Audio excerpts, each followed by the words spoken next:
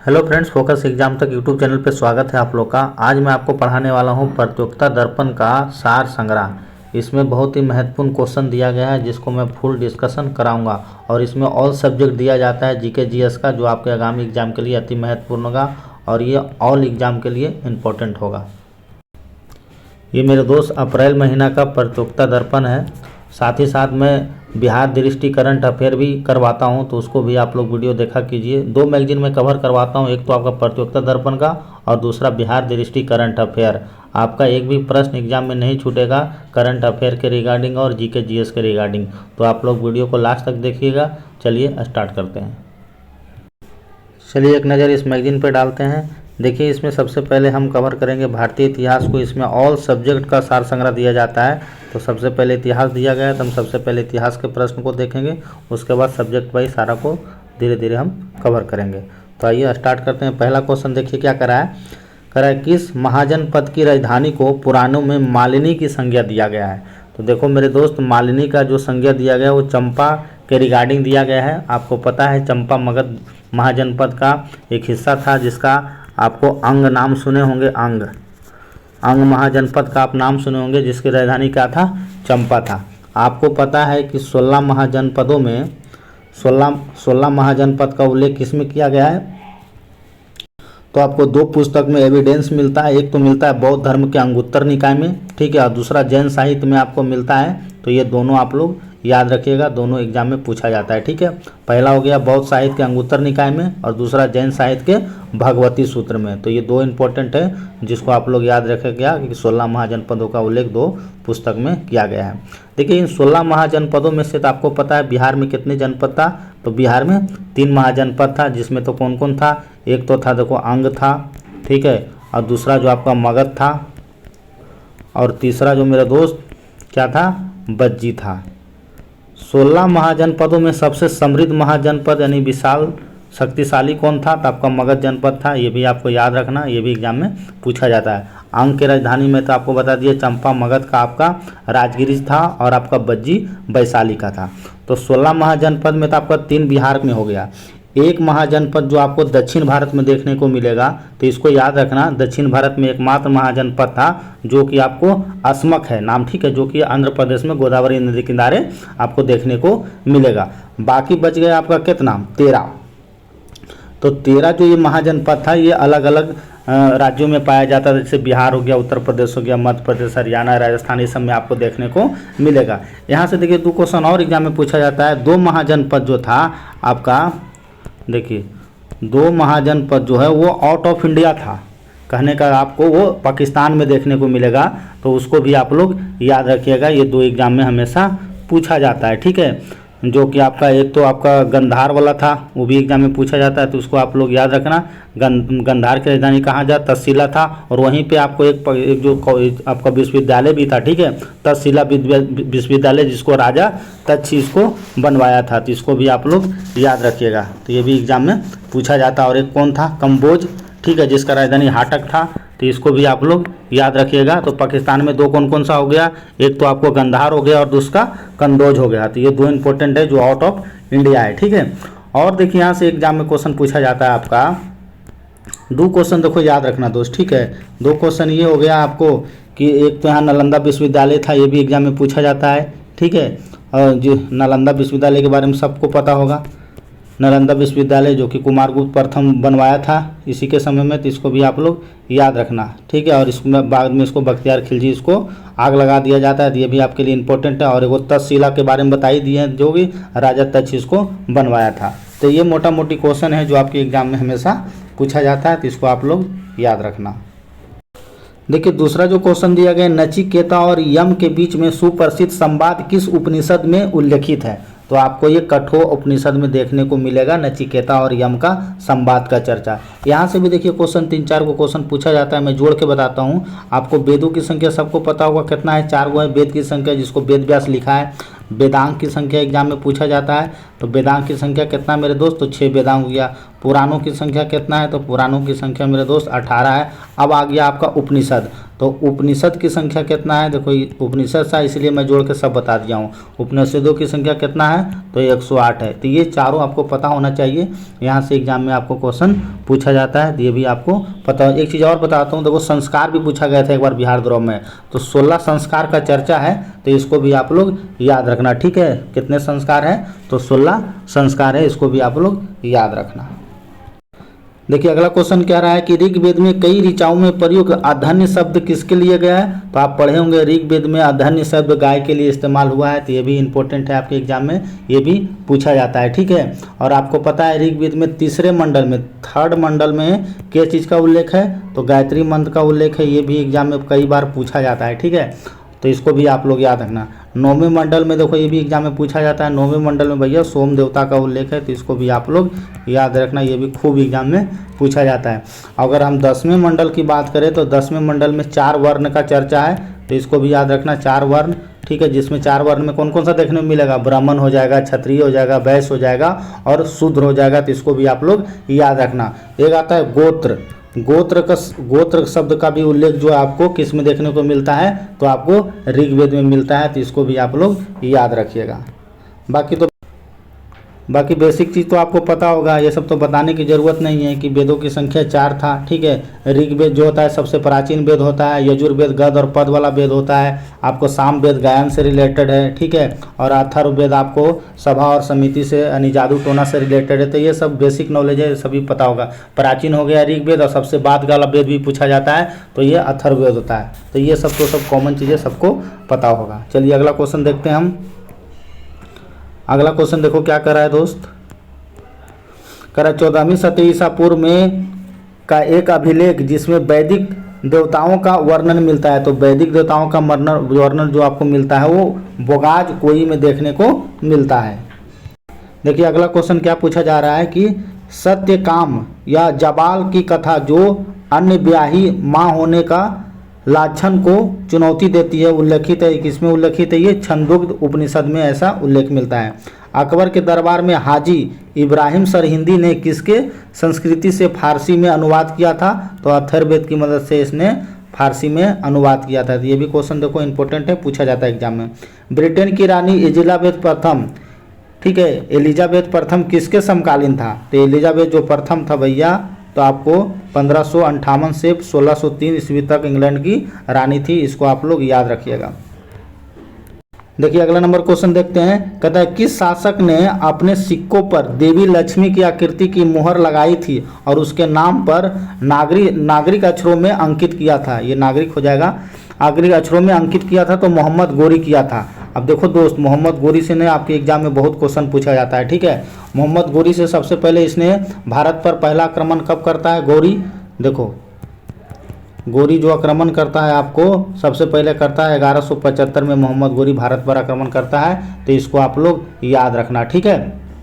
अब सेकंड जो आक्रमण इसका होता है, ये भी एग्जाम में पूछा जाता है, जो आपको पढ़े होंगे गुजरात के पाटन में किया था, ठीक है। उस समय उस वहाँ का शासक कौन था, भीम द्वितीय था। ये क्वेश्चन देखो प्रीवियस ईयर है, एग्जाम में पूछा जाता है। तो ये 2 क्वेश्चन है जो कि आपके एग्जाम में हमेशा देखने को ये क्वेश्चन मिलता है, ठीक है। सेकंड किया था 1178 में गुजरात पे, और गुजरात का शासक कौन था, तो भीम द्वितीय था। इसके समय में देखो 2-3 गो युद्ध हुआ है जो बहुत एग्जाम में आपके क्वेश्चन पूछा जाता है। एक तो होता है तराइन का प्रथम युद्ध, देखो तराइन का फर्स्ट युद्ध होता है, तो कब हुआ था, तो 1191 में हुआ था, किसके बीच, तो गौरी और पृथ्वीराज चौहान के बीच, जिसमें भैया चौहान पहली बार जीत गया था, ठीक है। और सेकेंड वाला तराइन का युद्ध जो होता है 1192 में, फिर गौरी और पृथ्वीराज चौहान के बीच में होता है। अबर भैया गौरी पृथ्वीराज चौहान को गिरा के मारता है, तो दूसरा वाला में गौरी जीत जाता है, ये भी आपको पता होना चाहिए, ठीक है।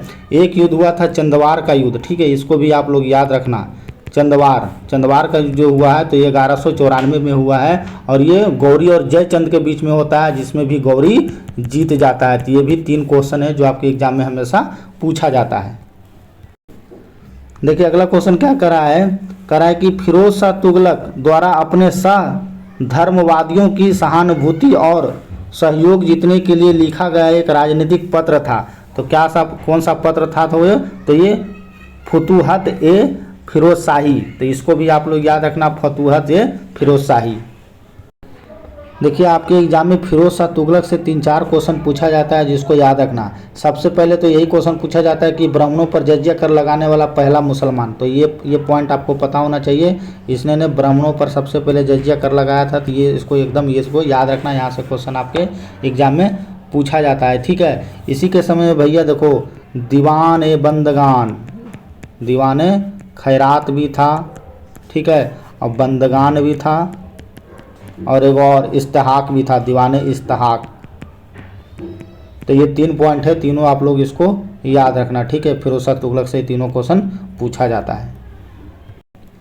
देखिए अगला क्वेश्चन है, किस ऋषि के बारे में कहा जाता है कि उन्होंने दक्षिण में भारत का आर्यकरण किया और उन्हें आर्य बनाया? तो अगस्त ऋषि के संदर्भ में ऐसा कहा जाता है। अब हम देखेंगे मॉडर्न इंडिया का क्वेश्चन। देखिए कहता है, भारतीय रियासतें शेष भारत से अलग होकर नहीं रह सकती।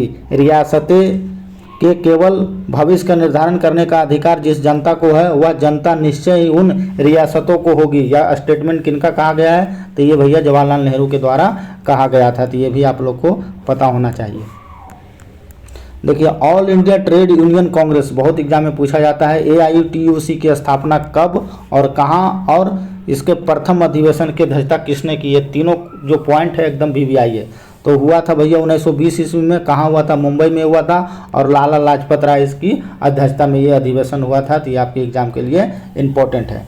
Grand old man of India, जिसे आपको सबको पता होगा दादा भाई नौरोजी को कहा जाता है। कांग्रेस अधिवेशन की अध्यक्षता कब किए थे और कितनी बार किए हैं? तो ये 3 बार किए हैं। तीनों डेट याद रखना, 1886, 1893 और 1906, ये भी इम्पोर्टेंट है।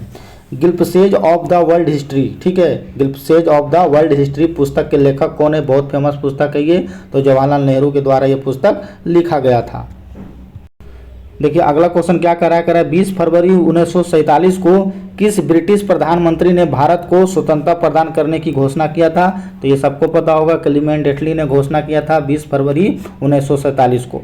भारत विभाजन के समय भारतीय राष्ट्रीय कांग्रेस के अध्यक्ष कौन थे? देखिए बहुत इंपॉर्टेंट क्वेश्चन है, तो ये आचार्य JB कृपलानी थे।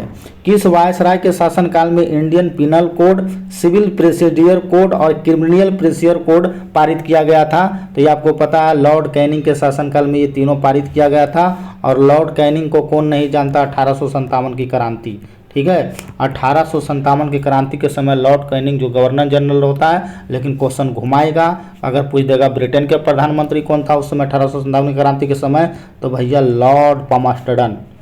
ये दोनों क्वेश्चन एग्जाम में पूछा गया है, ठीक है, लॉर्ड पामस्टर्डन, ठीक है। तो ये तीनों को याद रखना। 1857 की क्रांति के लिए जांच के लिए एक आयोग का गठन किया गया था, जिसको भैया पील आयोग नाम दिया गया था। ये पील आयोग याद रखना, पीला से लिख रहा हूँ इसीलिए, ठीक है, बहुत इंपॉर्टेंट क्वेश्चन है। देखिए अगला क्वेश्चन है, कैबिनेट मिशन योजना के अंतर्गत संविधान निर्माती परिषद में प्रत्येक प्रांतों को आवंटित सदस्य संख्या निर्धारित करने के लिए एक प्रतिनिधि कितनी जनसंख्या के अनुपात में था? तो ये 10 लाख के अनुपात में था। अब देखो कैबिनेट मिशन से 2 क्वेश्चन पूछा जाता है आपके एग्जाम में, तो इसको याद रखना। इसका जो कैबिनेट मिशन का जो स्थापना होता है 24 मार्च 1946 को कैबिनेट मिशन का स्थापना होता है, या बोलो इसको भारत आता है कैबिनेट मिशन, ठीक है। अब कैबिनेट मिशन में देखो इसके सदस्य पूछा जाता है एग्जाम में, हमेशा पूछा गया, BPSC में भी पूछा था, दरोगा में पूछा था। तो कैबिनेट मिशन के सदस्य कौन कौन सा होता है? तो एक होता है सर स्टेफर्ड क्रिप्स। कौन होता है? सर स्टेफर्ड क्रिप्स, तो ये नाम याद रखना मेरे दोस्त। और दूसरा जो होता है आपको AB अलेक्जेंडर, ठीक है, ये अलेक्जेंडर को याद रखना, ठीक है, अलेक्जेंडर को नाम याद रखना। और तीसरा जो होता है आपको सर पैथिव लॉरेंस, तो आप लॉरेंस को याद रखना, ठीक है, लॉरेंस। तो ये 3 चीज़ याद रखोगे, आपका कोई दिक्कत नहीं होगा, ठीक है। ये तीनों क्वेश्चन हमेशा एग्जाम में पूछा जाता है। देखिए अगला क्वेश्चन है कि भारत को स्वतंत्रता प्राप्ति के समय इंग्लैंड में क्लेमेंट एटली के नेतृत्व में किस राजनीतिक दल का सरकार का सत्तारूढ़ में था? तो आपको पता है वहाँ लेबर पार्टी था, ठीक है। हालत की मजबूरी थी और यह महसूस किया गया कि जिसे रास्ते पर हम चल रहे हैं उसके द्वारा गतिरोध को दूर नहीं किया जा सकता, अतः हमको देश के विभाजन स्वीकार करना पड़ा। यह कथन किसका है? यह कथन भैया आपको पता है पंडित जवाहरलाल नेहरू का था, जब भारत पाकिस्तान को अलग किया गया था, उसी के संदर्भ में ये लाइन बोला गया है। चलिए अगला क्वेश्चन देखते हैं।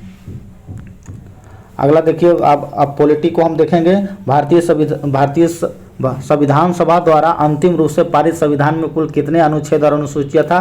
तो स्टार्टिंग में आपको पता है 395 अनुच्छेद था और 8 अनुसूचियां था। तो ये तो आपको कॉमन चीज़ें सबको पता होगा। अस्पृश्यता यानी छुआछूत का कौन सा आर्टिकल में बहुत एग्जाम में पूछा जाता है? तो आर्टिकल भैया 17 में छुआछूत से रिलेटेड है, ठीक है। तो इसको आप लोग याद रखना। देखिए अगला क्वेश्चन क्या है, कह रहा है कि वित्त बिल के लिए किसकी पूर्व स्वीकृति आवश्यक है? तो भारत के राष्ट्रपति के लिए आपको इंपॉर्टेंट रहेगा, उनका राय लिए बिना कुछ नहीं कर सकते हो आप। मूल संविधान में यह उपबंध था कि उपराष्ट्रपति के निर्वाचन संयुक्त अधिवेशन में समवेत संसद के दोनों सदनों द्वारा होगा। किस संविधान संशोधन अधिनियम द्वारा संयुक्त अधिवेशन के लिए प्रक्रिया को समाप्त किया गया था? तो 11वां संविधान संशोधन अधिनियम 1961 के तहत समाप्त कर दिया गया था। भारतीय संविधान के अनुसार राज्यों की विधायिका में शामिल होता है, तो कौन कौन शामिल होता है? एक तो विधानसभा एवं राज्यपाल और विधानसभा के विधान परिषद, ठीक है, जहां इसका अस्तित्व हो। तो इसको भी आप लोग देख लीजिएगा। देखिए अगला क्वेश्चन है कि वर्ष 1970 में राष्ट्रपति ने किसकी अध्यक्षता में राज्यपाल के राज्य मंत्रिमंडल के साथ संबंध निश्चित करने के लिए एक समिति का गठन किया गया था? तो ये भगवान सहाय का गठन किया गया था। राज्यसभा सामान्य विधेयक को कितने अवधि के लिए अपने पास रोक सकता है? तो 6 महीना से ज़्यादा रोकने का राइट्स नहीं है। वर्तमान में जिस राज्य में लोकसभा में अधिकतम सदस्यों की संख्या के हिसाब से यूपी के बाद दूसरा सबसे ज़्यादा आपको लोकसभा सीट आपको यूपी में मिलेगा, दूसरा नंबर में आपको महाराष्ट्र में देखने को मिलता है। अस्थायी लोकसभा अध्यक्ष जिसको प्रोटेम स्पीकर को कौन नियुक्ति करता है? तो प्रोटेम स्पीकर को भैया राष्ट्रपति नियुक्त करता है। संविधान के किस अनुच्छेद के अंतर्गत नागालैंड राज्य के संबंध में विशेष उपबंध का प्रावधान किया गया था? अनुच्छेद 371 के ये तहत किया गया। और नागालैंड का ऑफिशियल लैंग्वेज अंग्रेजी है भैया, याद रखना इसको, ठीक है। नागालैंड का ऑफिशियल लैंग्वेज अंग्रेजी है। चलिए अब हम देखेंगे ज्योग्राफी के क्वेश्चन को। देखिए सौर विकिरण का जो भाग बिना गर्मी दिए पृथ्वी से परावर्तित हो जाता है क्या कहलाता है? तो इसको एल्बिडो कहा जाता है। किस वैज्ञानिक ने यह सिद्ध किया था कि सूर्य के चारों ओर प्रत्येक नक्षत्र का मार्ग दीर्घवृत्ताकार होता है? आप लोग पढ़े होंगे 12th क्लास में साइंस लेके, तो केपलर का नियम पढ़े होंगे। केपलर ने सूर्य ग्रह से संबंधित 3 नियम दिया था।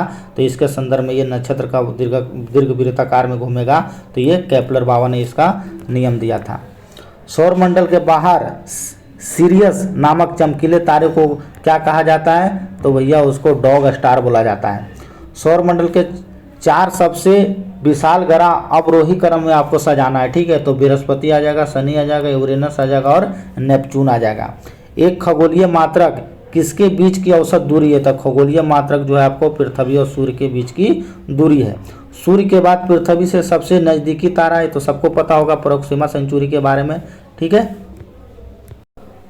अगला नंबर क्वेश्चन देखते हैं। एक स्थिर तारे के संदर्भ में पृथ्वी द्वारा अपनी कक्षा में दिए गए बिंदु पर लौटने के लिए लिया गया समय क्या कहलाता है? तो ये नक्षत्र वर्ष कहलाता है। कर्क रेखा भारत के कितने राज्यों से होकर गुजरती है? तो आप सब पढ़े होंगे कर्क रेखा भारत के 8 राज्यों से होकर गुजरती है। गुजरात, राजस्थान, मध्य प्रदेश, छत्तीसगढ़, झारखंड, पश्चिम बंगाल, त्रिपुरा और मिजोरम। इसका एक ट्रिक है भाई, इसको आप लोग याद रखना, मित्र पर गमछा झाड़, तो उसी पे आपको ये सेट कर दीजिएगा तो आपको कोई दिक्कत नहीं होगा। बाबा बूंदगिरी पहाड़ियाँ ये कहाँ है? तो बाबा बूंदगिरी पहाड़ियाँ आपको कॉफ़ी के लिए फेमस है और ये आपको कर्नाटका में देखने को मिलता है।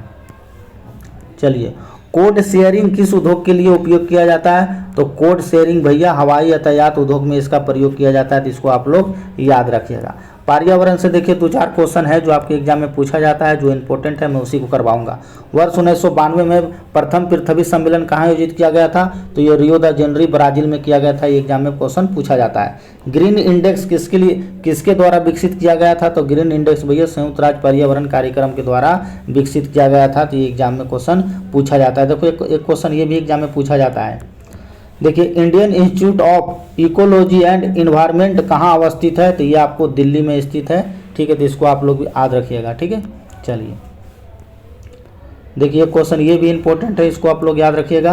भारत का जैव मंडल आरक्षित क्षेत्र शीत मरुस्थल कहाँ स्थित है? तो ये हिमाचल प्रदेश में है। अंतर्राष्ट्रीय टाइगर दिवस कब मनाया जाता है? बहुत सुपर डुपर क्वेश्चन है, ये 29 जुलाई को मनाया जाता है। प्रोजेक्ट टाइगर 1973, ये भी याद रखना, ये भी बहुत बार आपके एग्जाम में पूछा गया है। चलिए आप देखते हैं हम इंडियन इकोनॉमिक्स को, जहाँ से क्वेश्चन हमेशा पूछा जाता है। भारतीय प्रतिभूति एवं विनिमय बोर्ड यानी सेबी की स्थापना 1988 में किया गया था, ये भी आप लोग याद रखना। किस वैधानिक दर्ज पर प्रदान किया गया था? 30 जनवरी 1992 को। भारत में सर्वप्रथम बैंकों का राष्ट्रीयकरण आपको पता है, 14 बैंकों का राष्ट्रीयकरण किया गया था। तो कब किया गया था? तो 19 जुलाई 1969 को किया गया था। तो ये भी इंपॉर्टेंट है, इसे भी याद रखिएगा। मुद्रा अवमूल्यन का मतलब क्या होता है? देखो, मुद्रा अवमूल्यन का जो मतलब होता है मेरे भाई, अंतर्राष्ट्रीय व्यापार में प्रयुक्त प्रमुख मुद्राओं की तुलना में मूल्य में क्या हो जाता है? गिरावट हो जाता है। केंद्र सरकार के बजट के चालू खाते में व्यय की सबसे बड़ी मद होता है, तो कौन सा मद होता है? तो ब्याज भुगतान होता है। भारत में कर्मचारियों की महंगाई भत्ते निर्धारित करने का आधार क्या है? तो आपको पता होगा, सीपीआई के थ्रू निकलता है, ये उपभोक्ता मूल्य सूचकांक के माध्यम से। देखिए अगला क्वेश्चन क्या कर रहा है? कह रहा है भारतीय अर्थव्यवस्था में भुगतान संतुलन विपरीत होने की दशा में कौन सी कदम स्थिति सुधारने में सहायक होता है? तो ये भैया आपको अवमूल्यन होता है। हेडलाइन मुद्रास्फीति को मापने के लिए भारत के मूल्य सूचकांकों में कौन सा माना जाता है? तो थोक मूल्य सूचकांक माना जाता है। स्टैगफ्लेशन क्या होता है? तो ये मंदी के साथ जो मुद्रास्फीति आता है उसी को भैया स्टैगफ्लेशन कहा जाता है। खुले बाजार की क्रियाएं किस नीति का अंग है? तो खुले बाजार की जो पॉलिसी है वो मौद्रिक नीति में आपको देखने को मिलता है। किस एजेंसी के द्वारा भारत में राष्ट्रीय आय का अनुमान लगाया जाता है? तो सीओसी के द्वारा लगाया जाता है, केंद्रीय सांख्यिकी संगठन के द्वारा लगाया जाता है। अगला क्वेश्चन हम देखो साइंस को कवर करेंगे। क्या है? देखिए मनुष्य के आमाशय में, तो सीधा याद रखना, मनुष्य के आमाशय में HCl पाया जाता है, हाइड्रोक्लोरिक अम्ल पाया जाता है, और साथ में बैटरी वाला भी याद रखना H2SO4, जिसको अम्ल को राजा कहा जाता है, ये आपको बैटरी में पाया जाता है। तो ये दोनों क्वेश्चन बहुत इंपॉर्टेंट है, दोनों याद रखना। चलिए अगला क्वेश्चन क्या है? लाल रक्त कणिकाएं जिसको RBC कहा जाता है, तो RBC कहाँ उत्पन्न होता है? सबको पता होगा, अस्थि मज्जा में उत्पन्न होता है। किसको RBC का कब्रिस्तान कहा जाता है? तो प्लीहा को RBC का कब्रिस्तान कहा जाता है, बहुत फेमस क्वेश्चन है। मनुष्य का लाल रक्त कोशिकाएं का जीवन काल कितना होता है? तो ये 120 दिन का होता है, ये भी कॉमन क्वेश्चन है। वायुयान और रॉकेट बनाने के लिए प्रयुक्त धातु किस धातु का प्रयोग किया जाता है? तो ये एल्युमिनियम धातु का प्रयोग किया जाता है। ये क्वेश्चन देखो बहुत इंपॉर्टेंट है। उपग्रह संचार के लिए कौन सा विद्युत चुंबकीय विकिरण प्रयुक्त किया जाता है? तो भैया सूक्ष्म तरंग का हम लोग प्रयोग करते हैं। ये क्वेश्चन बहुत बार एग्जाम में पूछा गया है। अच्छा, ताजे पानी का देखो हिमांक बिंदु आपसे पूछ रहा है, ठीक है। ताजे पानी का हिमांक बिंदु कितना होता है? तो 0 डिग्री सेंटीग्रेड होता है। और जल का जो घनत्व होता है मेरे दोस्त 4 डिग्री सेंटीग्रेड पर सबसे अधिकतम होता है। तो इसको भी आप लोग याद रखना। चलिए, रॉकेट और जेट प्लेन की उड़ान किसके सिद्धांत पर व्यवहारिक अनुप्रयोग है? तो रॉकेट जितना भी उड़ता है सब रेखीय गति के संरक्षण पर काम करता है। अगर वैसे देखा जाए तो न्यूटन के थर्ड लॉ भी यहाँ काम करेगा। वायुयान के इंजन के प्रति मिनट प्रक्रिया की संख्या नापने के लिए हम किस उपकरण का प्रयोग किया जाता है? तो इसमें हम टैकोमीटर का प्रयोग करते हैं। यदि प्रतिबिंब सीधा और छोटा हो, अगर जैसे सीधा और छोटा आ गया और दर्पण से चेहरे से दूर ले जाने पर वह प्रतिबिंब सीधा रहता है, तो वैसे में भैया ये उत्तल लेंस का कमाल है, ठीक है। तो इसको आप लोग याद रखिएगा। अच्छा, ये आपसे दर्पण पूछा जा रहा है, तो ये उत्तल दर्पण इसका आंसर हो जाएगा। अगला देखिए, खेल कूद से भी बहुत एग्जाम में क्वेश्चन पूछा जाता है, तो ये भी आपके लिए इंपॉर्टेंट है। देखिए 3 सेकेंड किस खेल से संबंधित है? एक है 3 सेकेंड, तो ये बास्केटबॉल से संबंधित है, तो इसको आप लोग याद रखिएगा। ईरानी कप, रजनी ट्रॉफी, ये सब किससे संबंधित है? तो ये क्रिकेट से संबंधित है। अपर कट, देखिए अपर कट, ये यहाँ देखो मिस्टेक कर जाओगे। अब तुम सोचोगे सहवाग जो अपर कट मारता था, सचिन तेंदुलकर जो अपर कट मारता था, तो तुम लोग तो दिमाग लगाओगे क्रिकेट होगा। नहीं, अपर कट जो है भैया ये बॉक्सिंग होगा, ठीक है। अगर बॉक्सिंग ऑप्शन में नहीं रहा है तो आप क्रिकेट के साथ जा सकते हैं। तो ये क्वेश्चन थोड़ा सा विवादित हो सकता है। खो खो में कितने क्रॉस लेंस होते हैं? तो ये 8 क्रॉस लेंस होते हैं। संयुक्त राज्य अमेरिका का राष्ट्रीय खेल कौन सा है? तो ये आपका भाई बेसबॉल है। एग्रीकल्चर शॉट किस खेल से संबंधित है? ये देखो नया है, तो हम भी कभी नहीं पढ़े हैं यार। एग्रीकल्चर शॉट किस खेल से संबंधित है? ये कौन मारता है ऐसा? इस पता करना पड़ेगा। एग्रीकल्चर शॉट कैसे मारता है? एबी डिविलियर्स पूछना पड़ेगा, फ़ोन करके बात करके बता देंगे कौन मारता था एग्रीकल्चर शॉट, ठीक है। तो ये क्रिकेट से संबंधित है, इसको आप लोग याद रखना। हाँ, Chinese cut, China man, Chinese cut, ये तो समझ में आता था। शेरन बॉर्न भी बहुत चाइना बॉल फेंकता था, ठीक है। तो ये क्रिकेट से संबंधित है, ये ठीक है। देखो एक आत्मकथा है, द वर्ल्ड बेंथ हिज फिट, किसकी जीवनी है? तो ये पुलेला गोपीचंद का बहुत बड़का प्लेयर था जी, बैडमिंटन के, ठीक है, बैडमिंटन का। तो इसको याद रखना, एग्जाम में यहाँ से क्वेश्चन पूछा जाता है। ठीक है, देखिए अगला क्या कह रहा है कि स्वतंत्र भारत के लिए व्यक्तिगत रूप से पहला ओलंपिक पदक किसने जीता, तो ये केडी यादव जीता है। तो इसको भी आप लोग याद रखिएगा 1952 में। बॉली, स्मैश, सर्विस, ये सब खेल किससे संबंधित है शब्द, तो ये सब भैया लॉन टेनिस से संबंधित है। देखिए कुछ कृषि के भी क्वेश्चन है जो इम्पोर्टेंट है, मैं वही बताऊंगा। एक होता है एटीपी चक्र प्रतिपादित किया था, तो ये लिपमैन ने प्रतिपादित किया था। विश्व में सर्वाधिक प्राकृतिक रबर का सबसे बड़ा उत्पादक, तो आपको पता है थाईलैंड है। इंडिया में कौन है, तो इंडिया में केरला है, सबको पता होगा। मिट्टी का सर्वाधिक वायु द्वारा कटाव किस राज्य में होता है, तो राजस्थान में सबसे ज़्यादा होता है। ठीक है, और मिट्टी का सर्वाधिक जल द्वारा कटाव किस राज्य में होता है, तो पश्चिम बंगाल में होता है। दोनों दो तरह का क्वेश्चन है। ठीक है, न्यू लीफ किसकी एक किस्म है, तो न्यू लीफ भैया आपको पता है आलू का किस्म है, तो इसको आप लोग याद रखना। ये देखो पादप से रिलेटेड है। पादप anatomy, father of plant anatomy का जनक किसको कहा जाता है, तो ग्रेप को कहा जाता है। चलिए, तंबाकू, देखो तंबाकू के प्रथम संस्करण का किस्म था, तो GTH1 था। ठीक है, ब्रोकोली का वानस्पतिक नाम क्या है, तो ये ओरोरेसिया, और ये एग्जाम में नहीं पूछेगा, पढ़ने से कोई मतलब भी नहीं है, वैसे पढ़ लो। बी ओरोरेसिया वार इटालिका का है। ठीक है, प्याज किस कुल का है, तो ये देखो प्याज वाला पूछा जाता है। ठीक है, एमेरिलिडासी है, एग्जाम ये SSC में पूछा है, इसलिए मैं इसको बता दे रहा हूँ। ठीक है, एग्जाम में पूछा गया है। कुछ क्वेश्चन कंप्यूटर का है जो आपके लिए इंपॉर्टेंट नहीं है। ठीक है, इसमें एक दो क्वेश्चन देखो, ये क्वेश्चन जो पूछा जाता है आपके एग्जाम में बहुत बार देखो पूछा गया है। देखो ये वाला, बैंकों में चेक को संसाधित करने के लिए बैंक कौन सी निर्दिष्ट तकनीकी का प्रयोग करता है, तो MICR का प्रयोग करता है। इसका फुल फॉर्म आप लोग याद कर रखना, यहाँ से भी क्वेश्चन पूछा जाता है। ठीक है, चलिए हम अब विविध पर बात करेंगे। विविध आपके एग्जाम में बहुत ज़्यादा पूछा जाता है। कहता है मदर टेरेसा द्वारा स्थापित धर्म संघ कहलाता है, तो आपको पता है मदर टेरेसा के द्वारा मिशनरीज ऑफ द चैरिटी स्थापना किया गया था। भारत में नाट्य शास्त्र का सबसे प्रसिद्ध और प्राचीन पुस्तक है, तो आपको पता है भरत मुनि का एक बहुत ही फेमस पुस्तक था नाट्य शास्त्र, इसको आप लोग याद रखिएगा। भारत का सबसे पुराना थिएटर कौन सा है, तो ये लाफेज फायर है। ठीक है, कहता है लाफेज फायर, इसकी यानी प्लासी की लड़ाई के में पहले ही भारत में पहला यूरोपीय थिएटर शुरू हो गया था, और दूसरा 1795 में। ये पूछेगा नहीं एग्जाम में, छोड़ो इसको। देखो अगला क्वेश्चन है कि इंडियन पीपुल्स थिएटर एसोसिएशन यानी इप्टा की स्थापना कब किया गया था, तो 1943 में। प्रसिद्ध चित्रकार विंसेंट विलेन वैन गो किस देश के हैं, तो ये नीदरलैंड के हैं। ठीक है, राजा हरिश्चंद्र फिल्म के निर्देशक, तो सबको पता होगा दादा साहब फाल्के थे। ठीक है, भारतीय सांस्कृतिक संबंध परिषद की स्थापना किसके समय में किया गया था, तो ये मौलाना अब्दुल कलाम आज़ाद। ये देखो इंपॉर्टेंट है। गुणदेचा भाई किस संगीत से संबंधित है, ये ध्रुपद से संबंधित है। ये नहीं पूछता एग्जाम में। उस्ताद अल्लाह रखा खान, देखो बहुत बार पूछा है इसको SSC। ठीक है, तबला वादक से संबंधित है, इसको आप लोग याद रखना। ठीक है, अब देखो विष्णु के अवतार से क्वेश्चन पूछा जा रहा है।